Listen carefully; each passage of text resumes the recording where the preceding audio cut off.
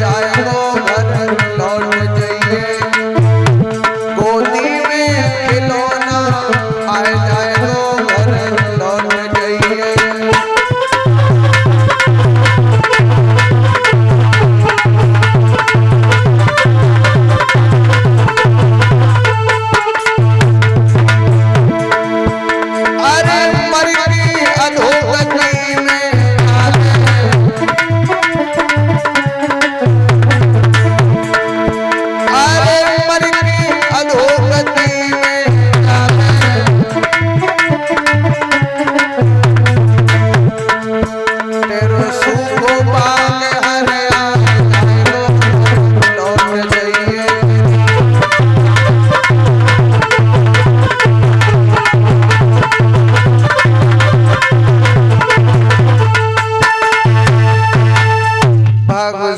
उसी समय का वापस लौट जाओ, तुम्हारी कोख से ऐसा बालक पैदा होगा जो तुम्हारा नहीं, और तुम्हारी जो सौतेन है उसका भी नाम रोशन करने का काम करेगा। बाबा क्या कहीं बिना पति के भी पुत्र होता है? बेटी आप चिंता मत करो, वापस लौट जाओ, तुम्हारे पति भी तुम्हारे करीब आएंगे। क्यों? हमने जो बात कही है वो बिल्कुल सच है। हमने जो ये वस्त्र पहन लिए, मेरी बात सच हो या ना हो सच हो, लेकिन उन वस्त्रों पर भरोसा करो। क्यों? मोर बचन चाहे पड़ जाए फीका, लेकिन संत बचन पत्थर की लेखा। एक संत ने तुम्हें वचन दिया, इसलिए बेटी वापस लौट जाओ, तुम्हारे चेहरे पर निश्चित खुशी आएगी।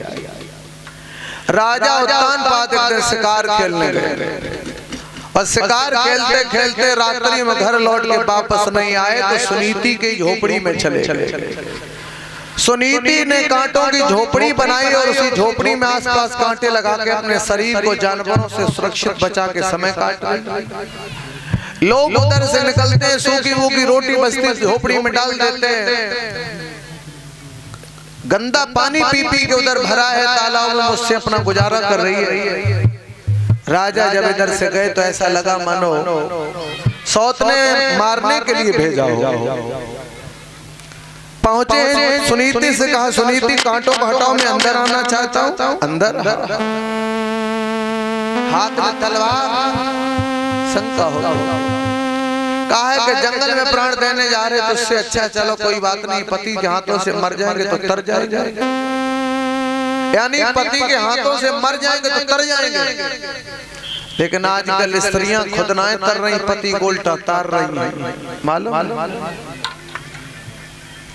सुनीति कह रही है कि पति के हाथों से मरूंगी तो तर जाएंगे, लेकिन आजकल की स्त्री खुद पति को तार रही हैं। देखो ना, काट काट के ड्राम में भर रही हैं, क्या कर रही? पति को तार रही हैं।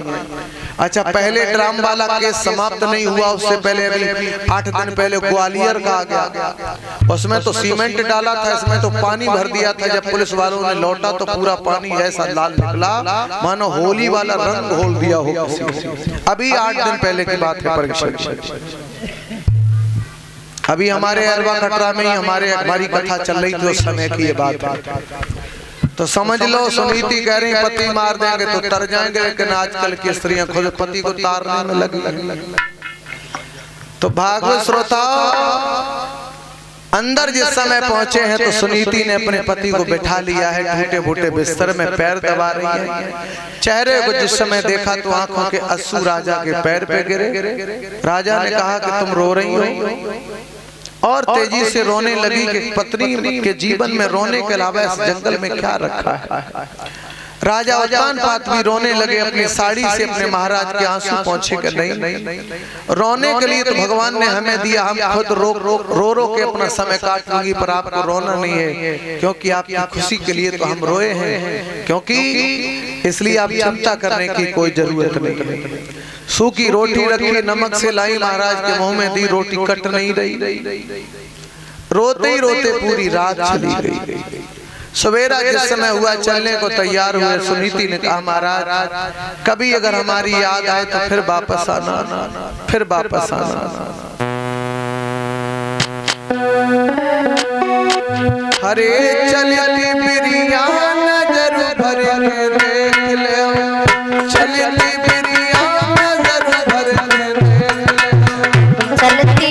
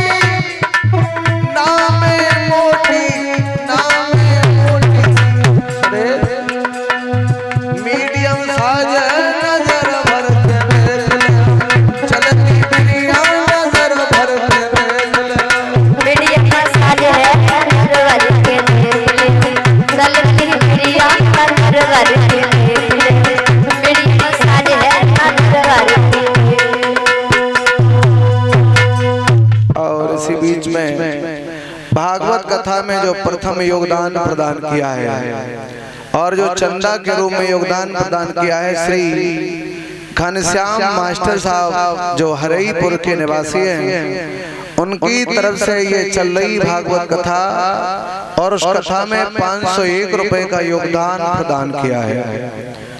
मैं भगवान से कामना करता हूं प्रभु आपके जीवन के सारे संकटों का हरण करके भगवान आपको सुख शांति प्रदान करना, यही गोविंद भगवान से व्यास वंशी प्रार्थना है। बोलिए वृंदावन बिहारी लाल की। मेरे भागवत श्रोताओ, आज उसी समय चले हैं तो सुनीति दरवाजे पर खड़ी है और सुनीति जिस समय दरवाजे पर खड़ी महाराज को देखा, बोले वाह भाई वाह, अरे रात राजा कहाँ गए थे, अरे रात राजा कहाँ गए थे, मेरी चौखट के खुले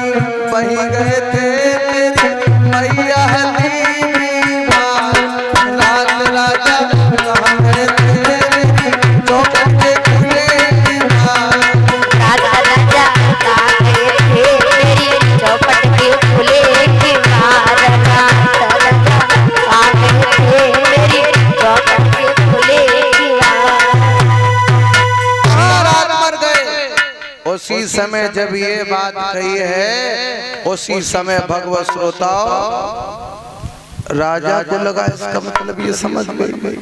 अच्छा, चोर चोरी करता उसे सुबह पूछो तुमने चुराया तो बड़ा आकर तकर दिखाएगा जिसलिए चल जाए, और जब कैमरा में दिखाओ कि तुम ही हो तो ठंडा पड़ जाएगा।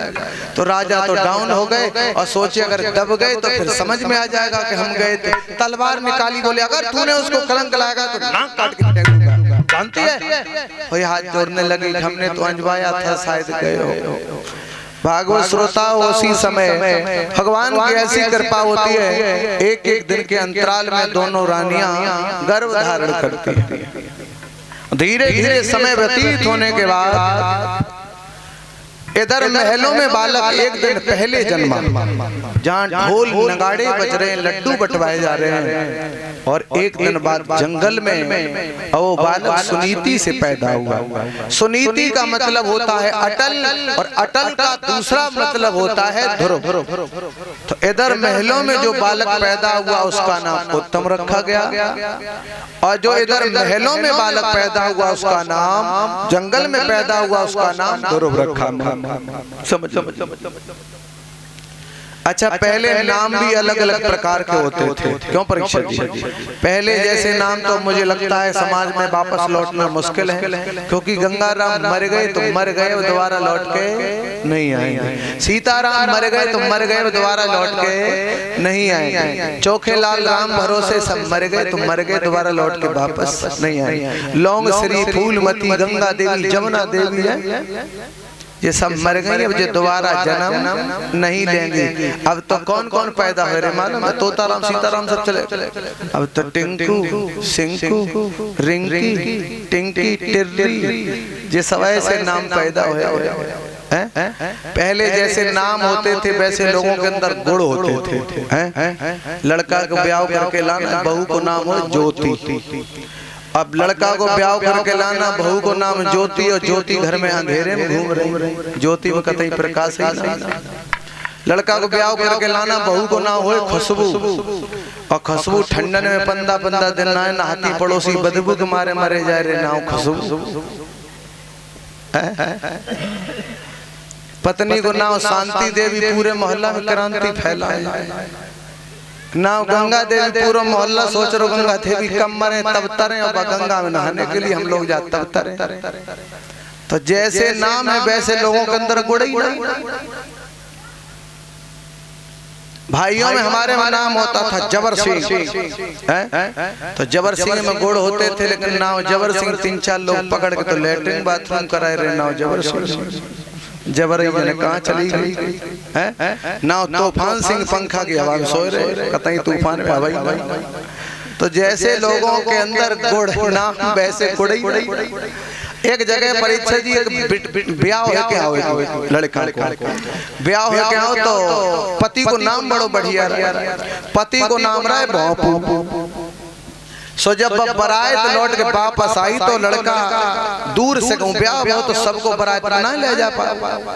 सो लड़का जब लौट के आओ तो आगे मिलने जुलने वाले दरवाजे पर भैया पत्नी ने अपनी अम्मा से कही, सासू माँ से, माँ एक बात बताओ जी, द्वारे पे सवेरे सवेरे से बर्फ ऐसी बिछन लगत है, जाए समझ में ना आ रही, चूने बिछ रहोगे, बर्फ बिछ रही, कुल्फी बिछ रही, भापू भापू। सास बोली तो ये ना मालूम है तेरे खसम को नाम है। सोई दांत से अंगुरिया दाब गई, कहने लगी अम्मा तुम्हें दुनिया में कोई नाम ही ना मिलो, चाहिए ना मिलो। हमारे बड़े बूढ़े दद्दाओ समझ ले हो, तुम्हारी पत्नी जब आती थी तुम्हारा नाम कवे रखती थी मालूम है। जब बच्चा पैदा हो जाता ताके बाप, वो आजकल की आती तो हाल ही नाम धल लेती, अपने पति से कन्हैया कहने लगती, वे राधा हो जाती। ऐसी लोकल राधा कन्हैया की रासलीला चल रही है, 100 नंबर द्वारे ठाड़ी रासलीला हो रही। पिताजी 3-4 गाड़ी में लोग भर के लाए, समझौता हो राधा कृष्ण की रासलीला चल रही। ऐसे नाम अब तो नाम पहले नाम कैसे रखती मालूम है। पहले नाम रखती कब, जब बड़ो लड़का पैदा हो जाए परिचय, और बड़ो लड़का पैदा हो जाए, बड़ो लड़का रोड पे ठाड़ो, ठीक है ना, और उनके हस्बैंड गांव में वहाँ गली में पहली वाली पे खड़े हैं, ठीक है। अब वहीं से उन्हें उनके पापा को बुलाने हैं, तो कैसे बुलाने मालूम है, सर्वेशा है ना, सर्वेशा खेल लो रोड पे। उनने पति देव ने आवाज सुनी सो चले आए। तो ऐसे नाम रखो जा, तो अब तो भी डायरेक्ट नाम रख लेते हैं। सो बहू कहने लगी अम्मा अगर तुम्हारी कृपा हो जाए तो हम पति को नाम बदलेंगे। सास बोली कोई बात नहीं, नाम कर संस्कार कर ले, क्विंटल 2 क्विंटल क्यों खर्च हो हम कर देंगे भाई, लेकिन नाम बदल। बोले तो ठीक है अम्मा, हमें मौका दे एक दिन को हम नाम ढूंढ लाएं। बोले जाओ कोई बात नहीं। बे घर से जब चली तो दूसरे वाले गांव में पहुंची तो उन्होंने देखी कि मुर्दा जाए मरो, तो उनने सोची कि जो मुर्दा तो मरई को जाई को नाव ट्रांसफर कर ले, जा सुनाओ खत्म आज। तो उनने दूर से लोग मुर्दा ले जा रहे, चिल्ला रहे राम नाम सत्य सुनने, दूर से आवाज लगाई भैया। लोगों ने समझा कोई रिश्तेदार होगा। तो जब उन्होंने आवाज लगाई भैया, तो वो इधर से चली, लोगों ने मिट्टी रख ली, नजदीक पहुंची तो मिट्टी के नजदीक लोगों ने मुंह खोल दिया। तो पूछा भैया इनको नाम क्या है? बोले इनको नाम है अमरपाल। उनने कही नाम अमरपाल हो, जे मरे भय जाए, इसका मतलब जे नाम बेकार है। दूसरी जगह आगे बढ़ी तो गांव में देखा भिखारी भीख मांग रहा, आवाज लगाई माता भिक्षाम दे, माता भिक्षा दे दो। जब माता भिक्षाम दे आवाज लगाई तो वो खड़ा हो, पूछा भैया तुम्हारा नाम क्या है? वो भिखारी बोला मेरा नाम है धनपन। सोचने लगी नाम को तो ऐसो लग रहा माने जाकी बैंकें चल रही हो और गांव में भीख मांग रहा, जेऊ ना ठीक ना। और आगे पहुंची तो खटीक था, बकरा काट रहा था। उसको देखा, आवाज लगाई भैया, तब तक माने बकरे का गला अलग कर दिया। नजदीक पहुंची, बोले कितना लोगे? बोले भैया लोगे नहीं, लेंगे नहीं, कितना है कितना नहीं, लेकिन एक बात बताओ आपका नाम क्या है? बोले हमारा नाम है दयाराम। कान लगी दयाराम है क्या? दया कतई ना, बकरा काट रहे। वहीं से वापस चली, अपनी सासू माँ से आई, बोली अम्मा अरे अमरपाल मर गए मेरी अम्मा, कोई धनपत मांगत भीख दी। अरे अमरपाल सोई मर गए मेरी अम्मा, सोई धनपत मांगे भीख। और अरे दयाला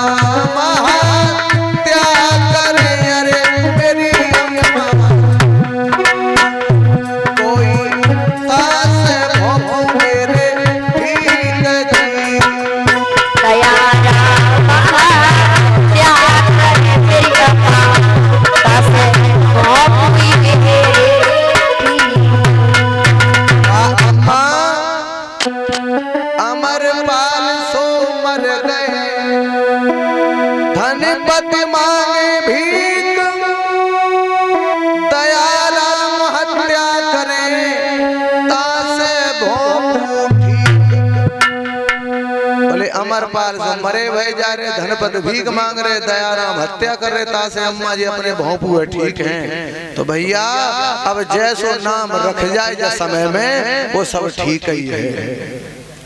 दोनों के नाम गढ़ हुए। 4.5 वर्ष का बेटा ध्रुव हुआ, जंगल के लिए चल पड़ा। और जंगल के लिए जिस समय चल पड़ा है, इधर मेरे भगवत श्रोताओ जंगल से गांव की तरफ जिस समय ध्रुव चला तो क्या देखा, गांव के लोगों ने ध्रुव का और उत्तम का शकल एक जैसा देखा तो पूछा भैया तुम्हारा नाम क्या है।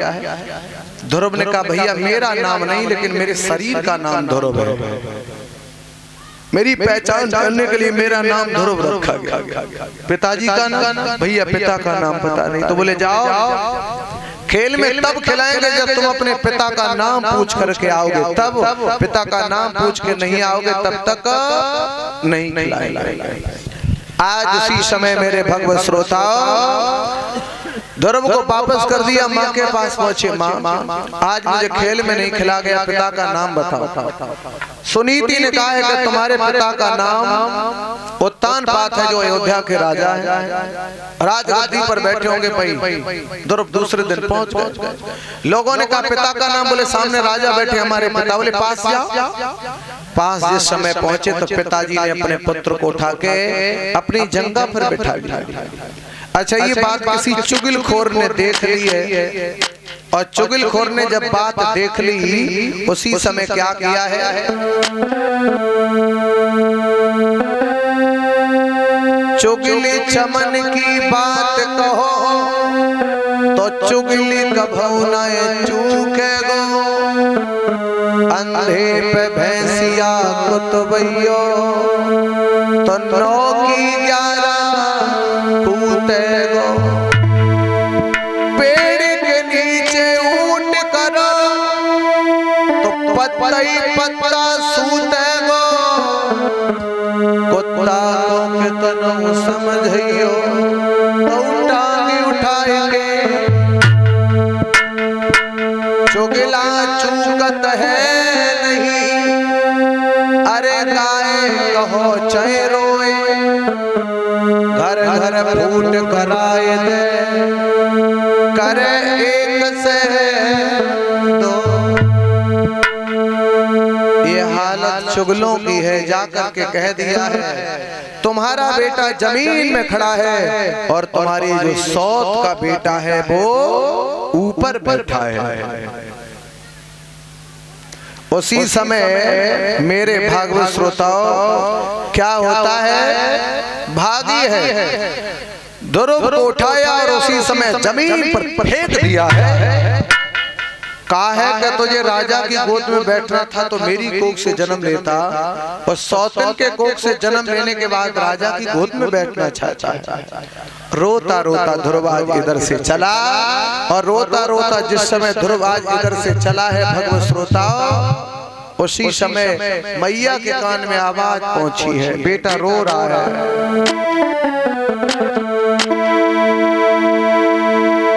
इस दुखिया को दुखी लाल और किस बेदर्दी ने पटका है, वो गरीबनी के पूत बता